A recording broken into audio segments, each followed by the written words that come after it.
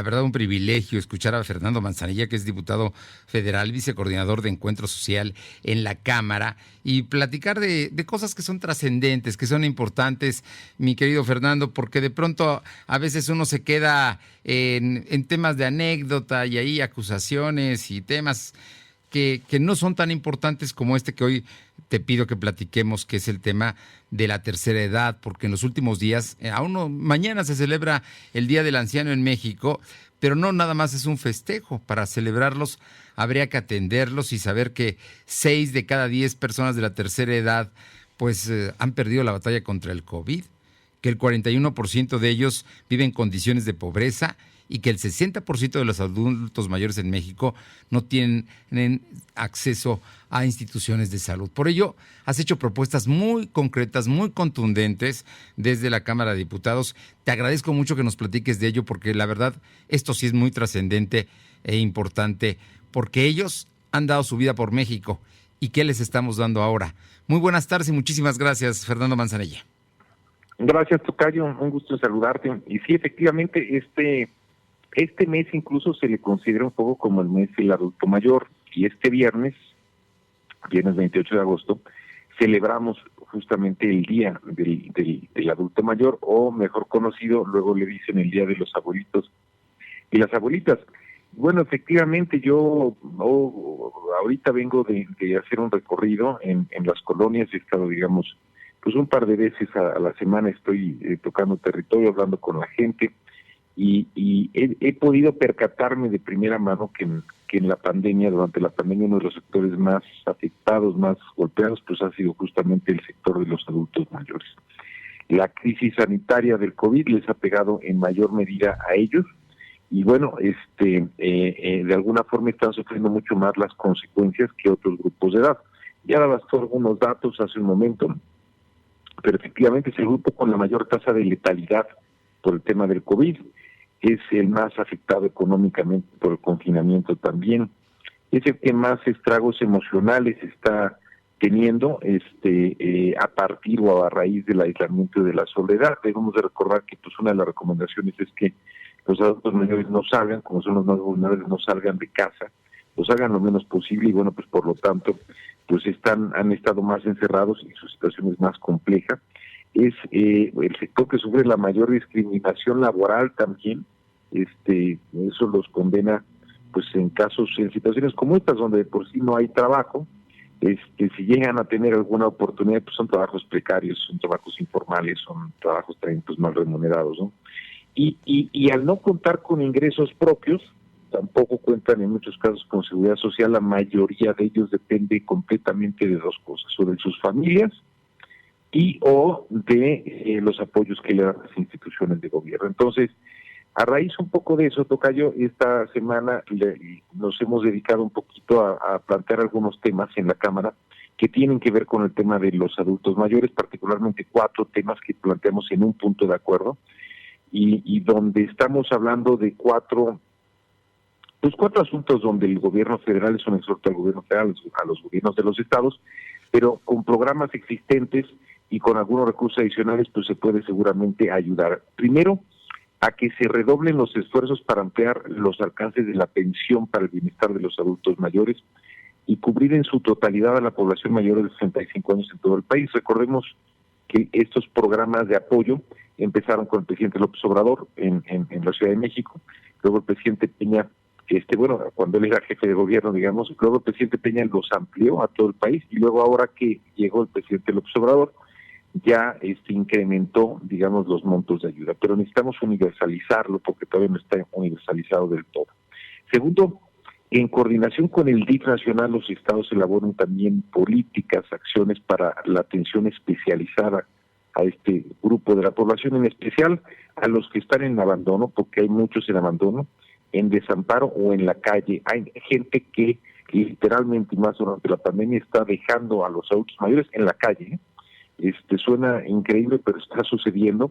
Entonces, que hagamos un esfuerzo importante. Tercero, que en coordinación con la Secretaría de Salud, los estados elaboren mecanismos de atención física, psicológica y emocional, preferentemente si son ambulatorios y domiciliarios, enfocados de nuevo en este sector de la población y de los adultos mayores. Y finalmente, En cuarto lugar, y eso lo tratamos de hecho en la Comisión de Educación, que se coordine con la Secretaría de Educación Pública Federal y en particular con el INEA. El INEA es el Instituto Nacional de Educación para Adultos, que se difundan contenidos que incentiven el trabajo y la economía de los adultos mayores en el marco de un programa que tienen ellos que se llama Aprende en Casa. Entonces, bueno, pues estos son algunos planteamientos. Tocayo tiene que ver en estos momentos también pues por la dificultad de la pandemia, pero particularmente porque estamos llegando al día del abuelito o la abuelita, y bueno, pues es un buen momento justamente para reflexionar sobre esto y para hablar un poco del enorme impacto que está teniendo la pandemia y todas estas situaciones en ese sector de la población. Tocayo, el tema es mucho más delicado de lo que solamente pues lleva a un festejo. Es un asunto verdaderamente social. Si bien es cierto que el gobierno federal reconoce con un bono y con una mensualidad a los adultos mayores de 65 años, lo cierto es que, por ejemplo, los servicios médicos, pues a veces los vemos haciendo colas para les den las medicinas en las instituciones de salud pública, ¿no? O los vemos muy enfermos, o no pueden salir de sus casas y no los atienden. Y en ocasiones, esta semana se daba a conocer una investigación de la UPAEP de que en Puebla 4 de cada 10 adultos mayores están sufriendo de problemas de angustia, de soledad, por todo lo que está ocurriendo. El asunto es más delicado, tocayo Fernando Manzanilla. Y bueno, yo creo que esto es muy importante, ¿no? Que se tomen acciones muy específicas por parte de las autoridades que lo puedan hacer. Sí, efectivamente, mira, en cualquier situación, pues son un grupo vulnerable, ¿no? Por eso se comenzó en su momento a atenderlos con estos apoyos en la Ciudad de México y luego eso se fue ampliando a todo el país y ahora el presidente los ha redoblado, digamos, incrementado los montos de los apoyos mensuales. Pero más en la situación que estamos viviendo, en particular ahora con la pandemia, pues que es una situación que le afecta directamente a la salud, pero le afecta a la salud de los más vulnerables, entonces aquellos que tienen pues algunas enfermedades en particular que agravan, digamos, la posibilidad de que si son contagiados por el virus puedan fallecer, bueno, pues con mayor razón también ellos. ¿Por qué? Porque pues ya su salud es más precaria, porque tienen menos defensas, porque son sujetos, digamos, a ser más, digamos, enfermarse de manera más fácil. Pero además de eso, pues no está solamente el tema de salud, están otras cosas, como decíamos, y tú bien lo comentas ahorita. O sea, el hecho de que ellos han recomendado estar mucho más tiempo en casa implica que digamos, las condiciones de soledad y incluso de depresión y de angustia que como las que tú comentas, ellos sean mucho más propios de vivirlas. Entonces, yo lo que estoy planteando y lo que estamos diciendo es, hay de por sí muchos programas, tenemos que ver cómo a través de los programas que tiene DIF Nacional, que tiene la Secretaría de Educación Pública, que tiene la Secretaría de Salud y algunas otras cosas, generamos un tema específico de fortalecer las acciones hacia los adultos mayores como grupo vulnerable, porque quizá en estos momentos pues son los que están siendo pues más afectados y que están viviendo, digamos, con mayor impacto y mayor, digamos, dureza, pues todo lo que está sucediendo ahora con el asunto de la pandemia y el COVID. De eso se trata, no se trata necesariamente de más dinero. Hablaba yo en el primer planteamiento, bueno, pues sí, cubrir la totalidad de la población mayor de 65 años, que todavía no se cubre por completo, eso sí va a requerir más recursos. Nosotros vamos a iniciar el proceso de presupuesto septiembre, entonces bueno, pues será algo que podemos vigilar. El resto de los asuntos son temas de salud, temas del DIF y temas de la SEP, que no requieren más recursos, sino utilizar los programas que ellos ya tienen, pero hacer un énfasis especial en esta población. Al final, el Día del Adulto Mayor, bueno, pues nos tiene que ayudar para sensibilizarnos y para trabajar juntos y ser muy conscientes de que les podemos brindar o podemos al menos tratar de brindarles una vejez digna a aquellos que dedicaron buena parte de su vida al bienestar pues de su familia, de su comunidad y pues en muchos casos de su estado, si son del estado de Puebla, y de su país, si son mexicanos, ¿no? De eso se trata y es hacer un poco de conciencia en este Día del Abuelito y la Abuelita. Pues tema, te digo, importante y trascendente, que esperemos que pronto también se vean resultados en torno a todo esto, ¿no? Especialmente en estos días tan difíciles. Oye, tocayo Manzanilla, hay un asunto que me parece que es muy importante, que yo no quisiera dejar pendiente, y me parece que vale la pena, porque la próxima semana, el martes 1 de septiembre, empieza el periodo ordinario de sesiones. Y en este momento los diputados, es un periodo muy importante, ya hablabas de que van a aprobar el presupuesto, y con eso muchas otras medidas que son importantes y son trascendentes. Pero una que me parece que es muy importante es que quién va a presidir la Cámara de Diputados. Están verdaderamente en un jaloneo, ¿verdad, tocayo? ¿Cómo lo ves este asunto de la presidencia de la Cámara para el próximo periodo ordinario? Pues he de decirte que, mira, yo creo que cualquier cosa se podría haber hecho, cualquier cosa se puede hacer, pero esas cosas yo creo que se tienen que hacer un poquito con mucho tacto y con mucho cuidado, ¿no? Te comento porque además tuvimos una reunión el día de ayer con la gente del PT.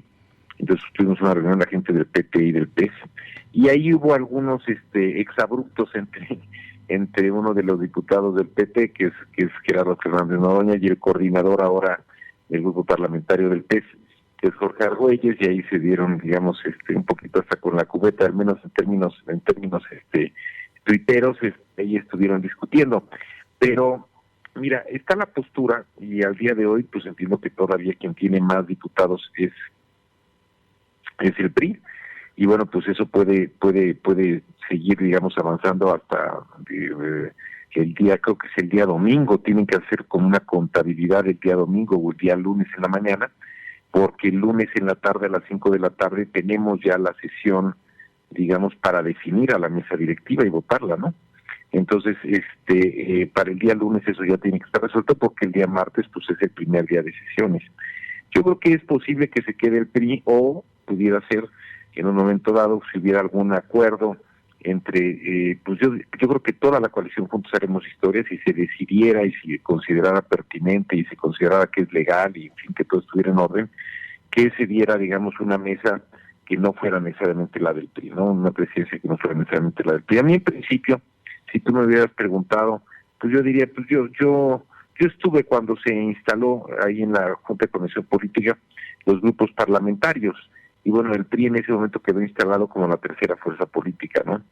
Es cierto que las cosas pueden variar, y varían a lo largo de toda una legislatura, y bueno, si por alguna razón los números ya no dieran, pues entonces ahí habría, digamos, sí habría la posibilidad de que la mesa la presidiera alguien más, pero yo creo que en cualquier caso se tiene que hacer con un amplio consenso, primero dentro de la coalición Juntos Haremos Historia, y después hacia afuera, ¿no? Vamos a esperar. Quedamos de volver a platicar nosotros, creo que el domingo, y yo creo que para el día lunes en la mañana pues ya tiene que haber algo muy muy definido. Pues alguien le debe haber dicho a Fernández de Noroña que se excedió, porque ya buscó al diputado Argüelles, y yo creo que están tendiendo algún puente de comunicación, y no sería extraño. Es que ayer nos vimos, ayer tuvimos ahí reunión, ahí nos vimos todos. Pero hoy trascendió que hoy están llegando a puntos de acuerdo, o que podrían llegar a puntos de acuerdo. O sea que sí, pudiera es ser política, ¿no? Pero se tiene que hacer de una forma consensada entre la coalición Juntos Haremos Historia, que además ni siquiera es solo el PT y el PES, es también Morena. Claro. Entonces, si se arma un tema definido entre todos y acordado entre todos, y todos estamos de acuerdo, además se necesitaría la votación de todos pues para elegir a esa nueva mesa directiva, ¿no? Si fuese así, pues podemos, digamos, avanzar en algún tipo de arreglo que sea consensado. Al día de hoy, si no, bueno, pues lo más, digamos, lo que puede suceder, la inercia te llevaría a pensar que fuese solamente el PRI. Lo que no creo que fuese bueno es un poquito como estaba irrumpiendo el PT, y fíjate que además son muy buenos amigos, y ayer la verdad es que tuvimos una extraordinaria charla, pero bueno, y quizá más que el PT fue mi compañero Gerardo Fernández Noroña, que fue muy público en esto, y creo que también ahí dio susceptibilidades, y luego el diputado Jorge Argüelles pues le contesta, y ahí se agarran públicamente, ¿no? Eso no se ve bien. Además es una misma coalición. Entonces, si hubiera algún consenso que pudiera llegar a verlo, seguramente eso se daría el día domingo, y el día lunes, pues de ser así, pues ya se nombraría, digamos, una mesa por consenso, que habría que ver, digamos, qué tipo de mesa sería. Y si no, pues es probable también que el propio PRI, si no hay, digamos, nada distinto y sigue siendo la tercera fuerza, pues que el PRI pudiera todavía presidir. Pues Fernando Manzanilla, ya la próxima semana, ya instalada el Congreso, ya en pleno periodo ordinario de sesiones, estoy seguro que te vamos a molestar para platicar contigo y conocer aún más de todo el trabajo y la agenda legislativa. Habrá muchas cosas, digamos, ya a partir de ahí, desde luego una de ellas en septiembre ya, la siguiente semana, empezará, más bien de aquí a 2 semanas empezará un poquito todo el proceso ya de presupuesto. Pues temas importantes y trascendentes para la vida política, más en este momento para México. Como siempre, un gusto saludarte y te mando un fuerte abrazo. Un abrazo, tocayo, fuerte abrazo a ti y al auditorio. Muy buenas tardes. Es el diputado Fernando Manzanilla, vicecoordinador de Encuentro Social en la Cámara de Diputados. La 1:34, las 2:34.